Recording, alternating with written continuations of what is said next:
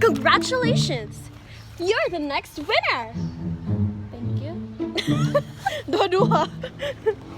Unsa sa CW. Other words? Kuan.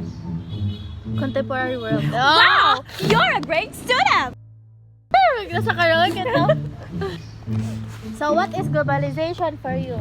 I think globalization is when the globe reunites with the other sensational nations in which the equilibrium finds its spot. Asa ba ka na, girl?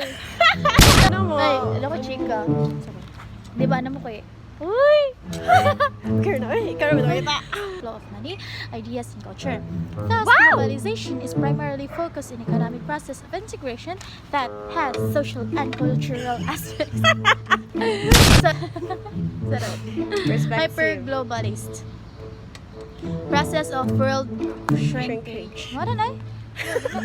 Skeptic. Mayo na. Mayo. Ayo.